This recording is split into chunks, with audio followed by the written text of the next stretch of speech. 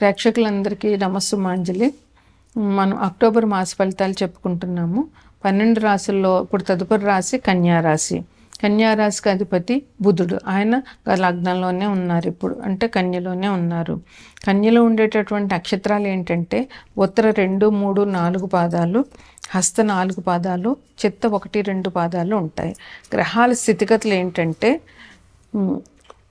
కన్యని లగ్నంగా చేసుకుంటే కనుక కన్యలో బుధుడు రవి ఉన్నారు, తులలో కుజుడు ఉన్నారు, కుంభంలో రాహు ఉన్నారు, మీనంలో శని ఉన్నారు, మిథునంలో గురువు ఉన్నారు, సింహంలో శుక్రుడు కేతువు ఉన్నారు. అయితే గ్రహాలు ఈ మాసంలో ప్రతి నెల కూడా గ్రహాలు ఈ 3 గ్రహాలు మారుతూ ఉంటాయి. అయితే ఇప్పుడు 3వ తారీఖున బుధుడు కన్య నుంచి తులకి వెళ్తారు. అలాగే శుక్రుడు సింహం నుంచి కన్యకి ఈ నెల 10వ తారీఖున మారుతారు. రవి ఈ నెల 18వ తారీఖున అంటే అక్టోబర్ 18వ తారీఖున రవి కన్య నుంచి తులలోకి వస్తారు. ఈ నెలలో ముఖ్యమైన పండుగలు ఏంటంటే అక్టోబర్ 1, 2 తారీఖులు అమ్మవారు నవరాత్రులు, చివరి 2 అవతారాలు మహిషాసురమర్దిని, రాజరాజేశ్వరి అవతారాలు ఉన్నాయి. విజయదశమి అక్టోబర్ 2వ తారీఖున వచ్చింది. అట్లాగే 19వ తారీఖుని ధనత్రయోదశి, అదే రోజు నరక చతుర్దశి కూడా అయింది. 20వ తారీఖున దీపావళి అమావాస్య. ఈ నెలలో ఇవి 2 కూడా చాలా విశేషమైన పండుగలని చెప్పవచ్చు. ఇక ఈ రాశి వారికి అక్టోబర్ 22వ తారీఖు నుంచి కార్తీక మాసం ప్రారంభమవుతుంది. ఇక ముఖ్యమైనది శివారాధన. ఈ అందరికీ కూడా, అన్ని రాశుల వారికి కూడా శివారాధన చాలా మంచిని చేస్తుంది అన్నమాట. ఇక ఈ రాశి వారికి, కన్యారాశి వారికి ఎలా ఉంటుంది అని అంటే వీళ్ళు వృత్తి వ్యాపారాలు చేయడంలో చాలా నేర్పరులు. ఎందుకంటే కన్యారాశికి అధిపతి బుధుడు ముఖ్యంగా వ్యాపారాన్ని సూచిస్తాడనమాట. తెలివితేటలకి కారణం బుధుడు. అందువల్ల ఈ రాశిలో గ్రహాలు అనుకూలంగా ఉన్న వారికి చాలా తెలివితేటలు ఉంటాయి. వాళ్ళ తెలివితేటలతో వీళ్ళు వృత్తి అయినా సరే, వ్యాపారం అయినా సరే, ఉద్యోగం అయినా సరే చాలా జాగ్రత్తగా చేయగలుగుతారు. ఎందుకంటే అందుకు కావాల్సినటువంటి కెపాసిటీ ఈ రాశి వారికి ఉంటుందన్నమాట. ఇంకా వీళ్ళు నేర్పడతనం వల్ల ఎక్కడికో వెళ్తారు, అంటే ఉన్నత శిఖరాలకి వీళ్ళు చేరుకుంటారు. వీళ్ళు అనుకున్న గోల్స్ వీళ్ళు సాధించగలుగుతారనమాట. ఇంకా సొంత ఇండ్లు ఎవరైతే కొనుక్కోవాలని అనుకుంటున్నారో వాళ్ళ కళ ఈ మాసంలో నెరవేరుతుంది. ఆర్థికంగా కూడా వీళ్ళకి చాలా బాగుంటుంది. ప్రయాణాలు చేసే వాళ్ళకి ప్రయాణాలు లాభదాయకంగా ఉంటాయి. ఈ ప్రయాణాల వల్ల మీకు ఆర్థిక ప్రయోజనం కూడా వస్తుందన్నమాట. కుటుంబ సభ్యుల్లో వాళ్ళ ఆరోగ్యం మాత్రం కొంచెం జాగ్రత్తగా చూసుకోవాలి. ఆ విషయంలో కొంచెం జాగ్రత్త పడండి. బంధుమిత్రులతోటి అకారణంగా కలహాలు వచ్చేటటువంటి అవకాశం ఉంది.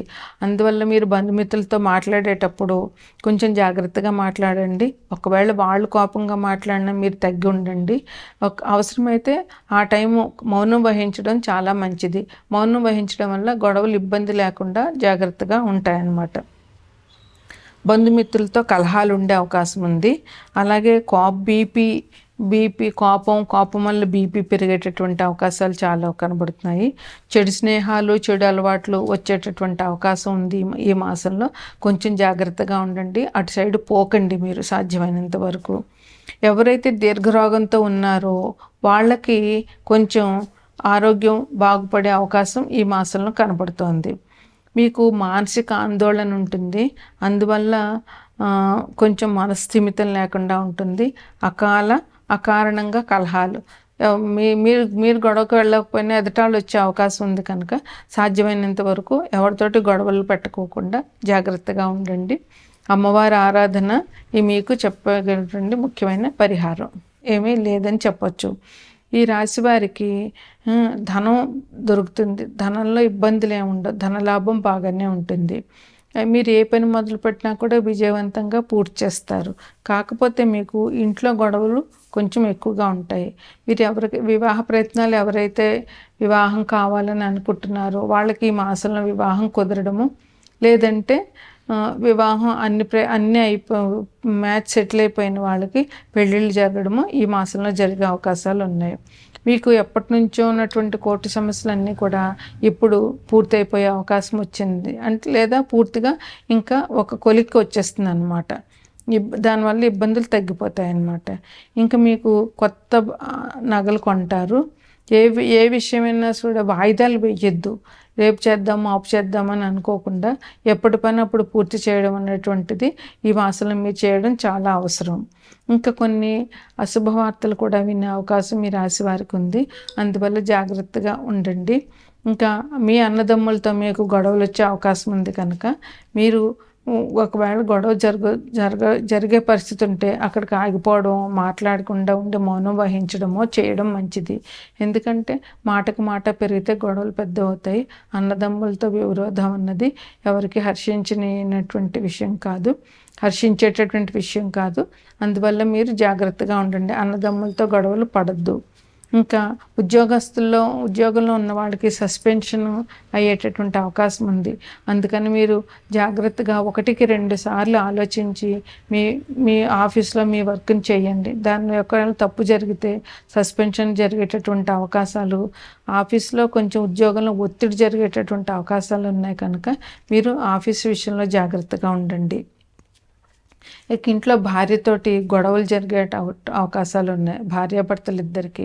అందువల్ల భార్యాభర్తలు ఇద్దరు కూడా కూర్చుని మాట్లాడుకోవడము, గొడవ పెద్దది కాకుండా చూసుకోవడము చేయాలి. లేదంటే ఇద్దరికి మానసిక అశాంతి, దానివల్ల కుటుంబంలో సమస్యలు చిక్కులు ఉంటాయి. ఇక గుప్తరోగం సంబంధాలు ఉన్నాయి, గుప్తరోగం వచ్చేటటువంటి అవకాశాలు ఉన్నాయి. చెడు అలవాట్లు ఎవరికి ఉంటాయో వాళ్ళకి.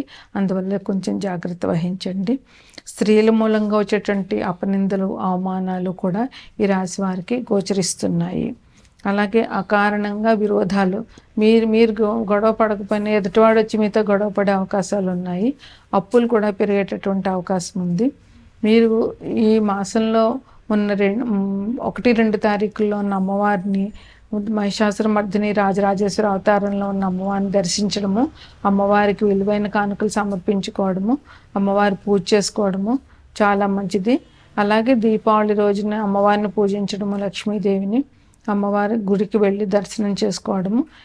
అలాగే వృశ్చిక రాశి వారికి అధిపతి కుజుడు కనుక సుబ్రహ్మణ్యేశ్వరునికి సంబంధించినటువంటి పూజలు చేయడము ఈ రాశి వారికి చెప్పేటటువంటి.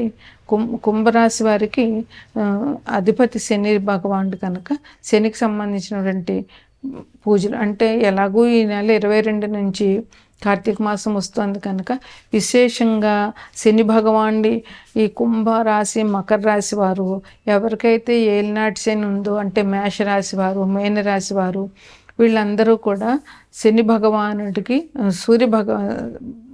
మహాశివుడికి అభిషేకాలు చేయడము ఈ కార్తీక మాసం అంతా చాలా విశేషమైనటువంటి పరిహారం.